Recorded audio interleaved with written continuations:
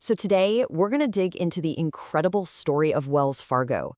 This is a legendary bank, a company that literally helped build the American West, but it also orchestrated one of the biggest scandals in modern finance. It's an amazing tale of ambition, survival, and just a spectacular fall from grace. And this really gets to the heart of it, right?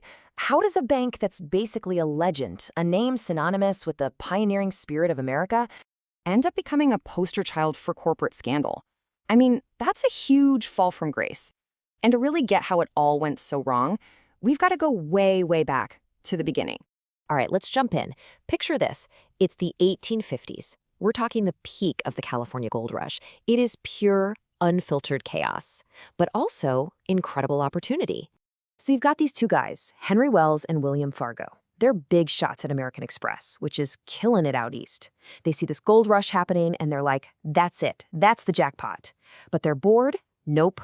Too conservative, too scared of the risk. So what do? They go behind their own company's back.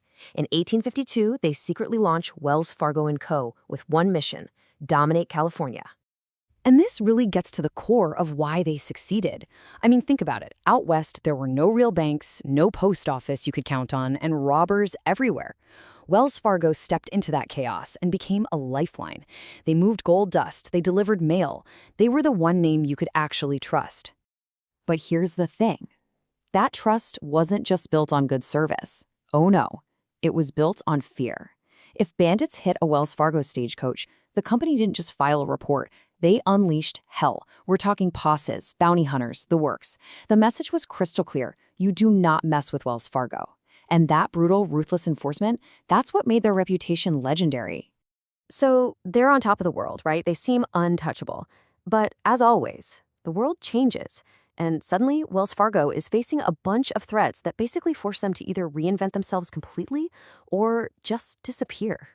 And it was like a 1-2-3 punch. First, the railroads come along, making their stagecoaches look ancient. Then, in 1905, this railroad tycoon, E.H. Harriman, literally rips the company in two, splitting the bank from the express business. And then, the final nail in the coffin for their original business, World War I. The U.S. government just nationalizes all the express routes. Poof! The business that built their empire is gone. By the time the Great Depression rolls around, all that's left is this one little bank in San Francisco, just barely hanging on. So after almost getting wiped out, the bank learns this really hard lesson. Being small is a death sentence. So in the back half of the 20th century, the strategy does a complete 180. Forget caution, forget survival. The new game has one simple rule: get huge and get huge fast. And man, did they go on a shopping spree. It was just one acquisition after another. They bought American Trust to get into the regular consumer banking game. Then they swallowed Crocker National, basically doubling their size overnight. They even launched a hostile takeover of First Interstate to spread all across the West. But the really big one, the one that changed the DNA of the company, was the 1998 merger with Norwest Corporation. That was the deal that set everything in motion. And here's why that merger was so critical. Norwest brought this sales religion with them. It was called cross-selling. The idea was simple and incredibly aggressive. Sell every single customer as many products as you possibly can. Checking accounts, savings, credit cards, mortgages, you name it. They even had a slogan for it. 8 is great. 8 products per family. This wasn't just a strategy. It became an obsession, the absolute core of the new Wells Fargo. And as we'll see, it was the seed of their own destruction. So you have this insane, high-pressure culture where the only thing that matters is hitting your sales number. And what happens? It just completely spirals out of control. It leads directly to one of the biggest, most shocking consumer frauds we've ever seen in modern banking. I mean, the sheer scale of this is just mind-boggling. To meet these impossible sales goals, to just keep their jobs, employees opened more than 1.5 million bank and credit card accounts that customers never asked for.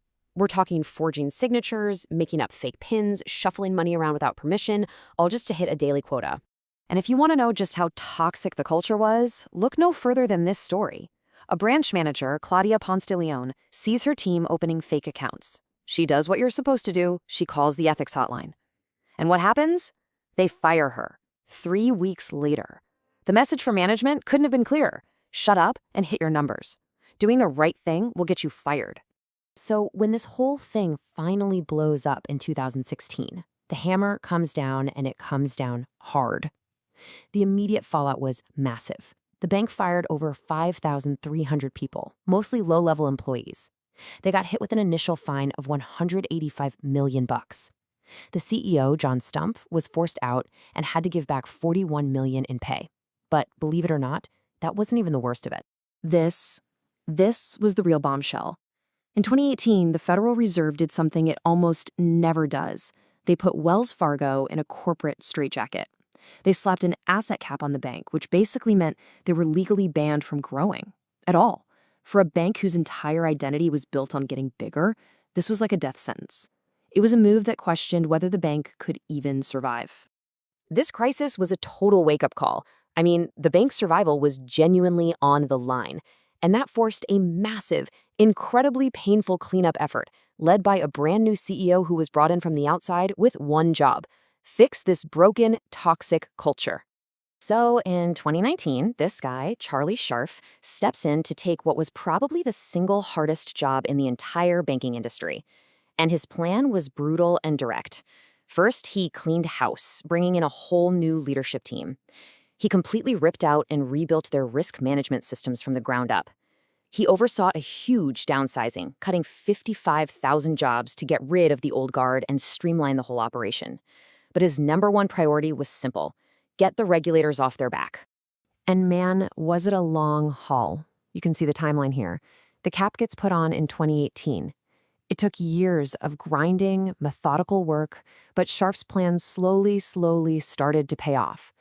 And the big moment, the light at the end of the tunnel, was the expected lifting of that crippling asset cap in 2025. That was the signal that the punishment was finally over and a new chapter could begin. So when you step back and look at the whole story, it's like you're looking at two totally different companies. You have the legend, Wells Fargo, the symbol of the American West, built on unbreakable trust, the company that survived anything and everything.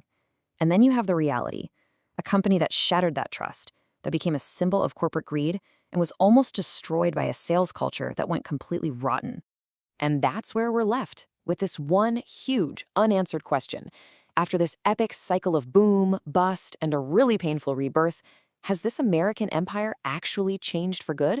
Or, in that never-ending quest for growth, is history just biding its time, waiting to repeat itself?